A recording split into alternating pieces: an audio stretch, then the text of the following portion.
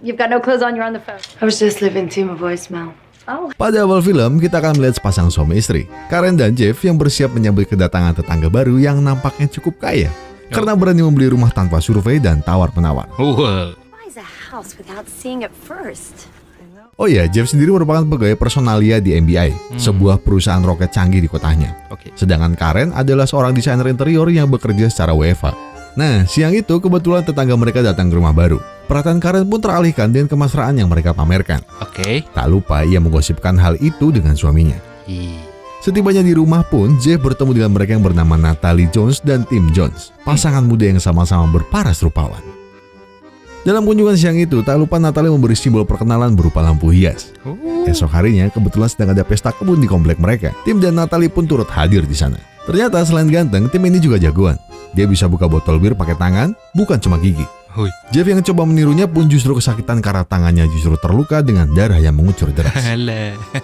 Tak hanya Tim, Natalie juga berhasil menyita perhatian warga komplek dengan keseksiannya serta kemampuannya bermain busur.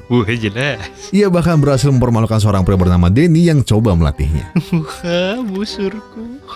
Malam harinya, tanpa diduga Natalie menyamar menjadi seorang yang meminta bantuan pada petugas keamanan di MBI. Sementara itu, Tim memanfaatkannya untuk menyelinap ke ruang kerja Jeff untuk membobol dokumen apa saja.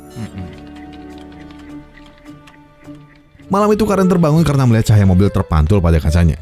Karena penasaran, ia pun menengoknya dan melihat Natalie dan Tim di sana membawa sebuah koper. Dan disinilah Karen mulai curiga. Esok harinya, Tim mengajak Jeff makan ke restoran China.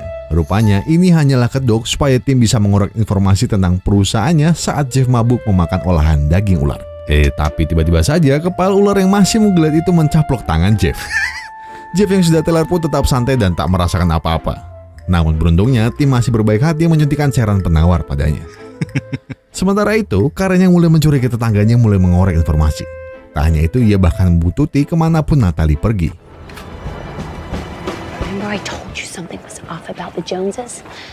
Namun ternyata siang itu Natalie tengah mencari celana dalam baru. Alhasil mau tak mau Karen pun melakukan hal yang sama dan mengikuti Natalie ke ruang ganti. Tapi sayangnya pembuntutan itu terciduk oleh Natalie yang sudah mencurigainya. Alhasil Karen harus berpura-pura bahwa ia sedang mencari lingerie baru karena mulai diprotes Jeff lantaran lingerie-nya sudah sobek-sobek.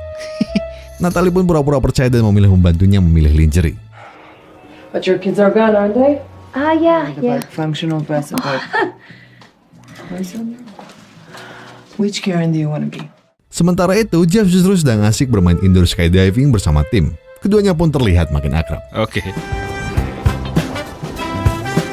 Saat pulang ke rumah, Jeff memamerkan keseruannya dengan Tim. Namun Natalie tidak mempedulikannya dan lebih memilih memamerkan lingerie pilihan Natalie. Dan rupanya pilihan Natalie itu benar-benar jitu untuk memancing jiwa percocok tanaman suaminya. Saya juga. Saking barbar yang menyerbu Karen, Jeff sampai tidak sengaja memecahkan lampu hias pemberian Natalie. Namun ternyata di antara kepingan pecahan itu terdapat sebuah alat penyadap. Sehingga makin menjadi-jadilah kecurigaan Karen pada Natalie. Meski panik, Jeff dan Karen berusaha tetap tenang dan berpura-pura tidak menyadari keberadaan penyadap itu. Kebetulan lagi, malam itu Jeff tahu kalau Natalie dan Tim sedang makan di luar.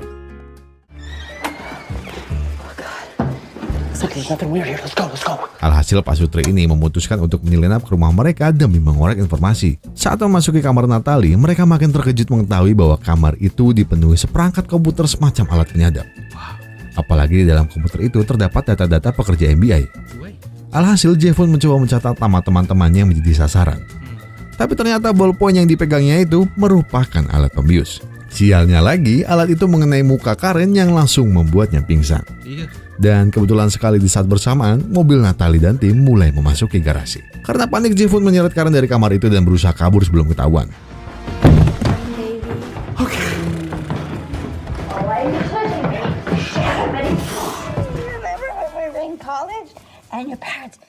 Meskipun awalnya Natalie tidak menaruh curiga, saat ia bersiap bercocok tanam dengan Tim, ia menemukan bolpen biusnya ada di lantai.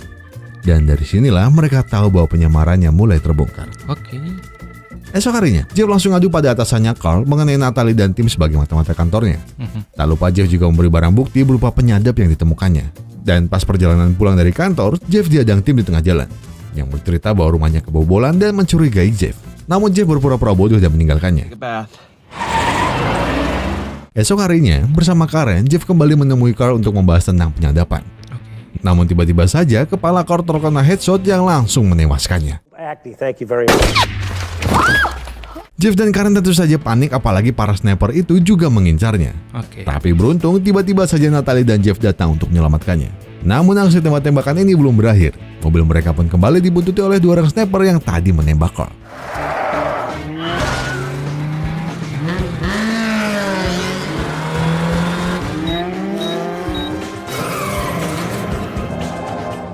Untungnya dengan pengalaman yang dimiliki, Natalie berusaha menaklukkan 2 orang sniper itu dan berhasil kabur. Setelah itu, tim mulai membeberkan sebuah rahasia bahwasannya selama ini ada seseorang yang menggunakan komputer Jeff untuk berbuat kejahatan. Oleh karena itu, Natalie dan tim berusaha mencari tahu dalang di balik semuanya. Meskipun kini sudah tidak saling menaruh curiga, namun tiba-tiba saja sepulang makan-makan, rumah Natalie dan tim meledak.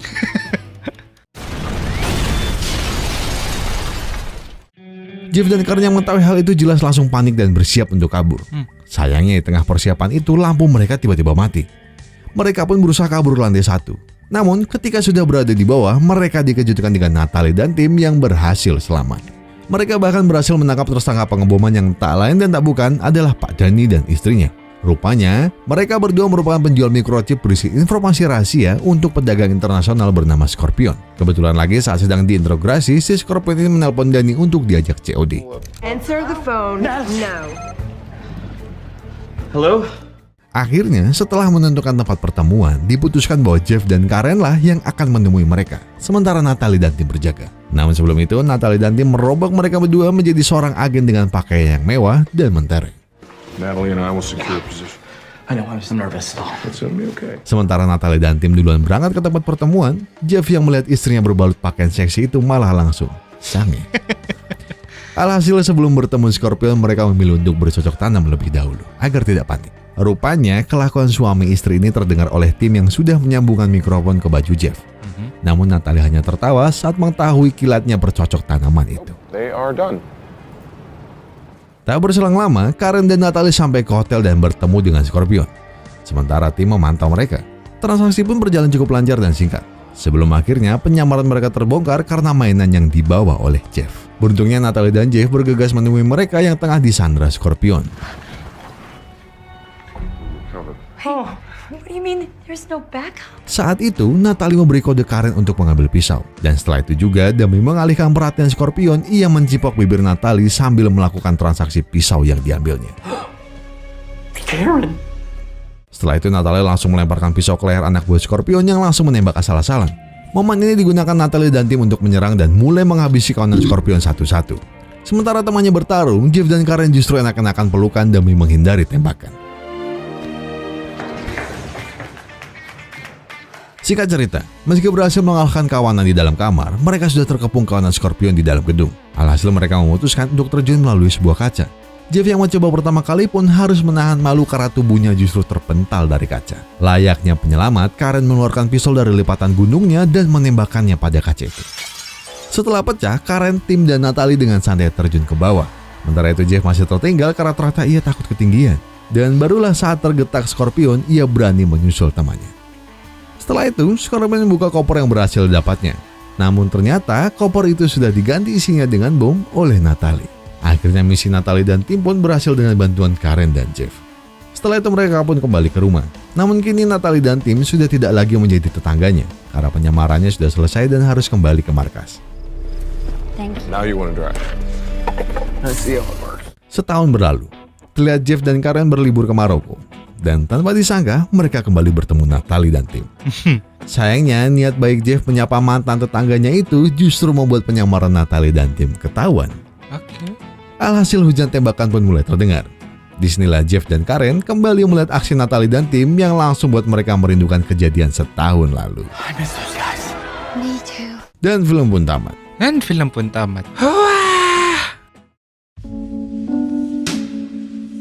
Ya, dan itu tadi adalah aksi sebelum Gal Gadot menjadi Wonder Woman. Enggak ya? Enggak jadi ya? Udah. Terus Gal Gadot kentunya mana? Gak ada, Mon. Kenapa sih jauh itu pikirannya? Ya kan aku pengen tapi kalian penasaran gak dia sama putingnya Gal Gadot gitu? Gue penasaran sih, ya mohon maaf. Oke, jadi film ini sungguh bagus ditonton di saat santai dan juga bisa memenuhi kegabutan kalian. Tolong tadi emang nggak ngomong apa-apa ya, itu dia. Tolong emang tuh nggak jadi. Cuma memang cakepnya Gal Gadot itu tuh beda apa ya bilangnya ya? Beda karena Arabik gimana gitu. Arabik gimana enggak sih? Coba Berasa lihat Gal Gadot itu berasa lihat Arabian Night gitu. Arabian Night. Oh, I will show you the world. Iya, I will show berarti you Gal the Gadot world. kayak Aladdin mukanya ya. Enggak kayak Karaja, enggak gadeng maksudnya Arabian Night. Oh, Arabian Night. Mukanya Iya, kayak yang berkabut-kabut gitu loh, terus ada kuyang. Mon. Iya. Tidak ada di Arabian Night sana ya lagi ada lagu Arabian Night kuyang gak ada. I can show you the world. Cuma saya mau tanya ini kan katanya cowok itu gampang banget terdistraksi oleh bentuk tete itu. Kata siapa? Emang sudah menjawab kan? Emang sudah mewakilkan. Cuma Gal Gadot ini beda, maksudnya minimalis, praktis. Wah, bisa dibawa kemana-mana. Iya, itu begitu-gitu anaknya udah 3 loh dia tuh. Iya, coba mengurus badan dengan bagus. Iya, maha muda. Itu karena suaminya perhatian. Betul, bukan cuma perhatian, udah suaminya perhatian, suaminya kaya. Itu yang paling jelas. Itu ya. Jadi ya buat kalian para laki-laki yang sambat ya, istri saya begini begitu, istri saya begini begitu, tolong dompet kalian ditebelin. Iya. Mau istri yang cakep, iya modalnya juga harus gede. Iya, Gimana betul. sih? Cewek kan juga butuh skincare, butuh buat make up. Itu pun kan Iya. juga buat kalian nantinya. Pelit banget sih. Pelit banget sih. Adanya hobi kalian mulu, mah beli PS dong. Iya, apa beli Ma, ban beli sepeda mobil dong. baru dong. Ya kenapa sih gak ada salahnya ngasih ke istri lebih kan? Itu kan juga rezeki kalian. Rezeki kalian juga. Ya kayak Dad nih, pinter dia ngopenin istrinya. Istrinya siapa? Roni, apa kabar? Cowok, istrinya Roni kan cuma ngobrol aja. Sorry Ron, asu ya. Istri orang diragati. Bukan diragati, cok anaknya ya udah. Saya Dayat undur diri. Dan Emon undur-undur. Dan Roni cuma bercanda. Yo, istrimu merenya pas kan jaluk tolong cok. Yaudah, dadah.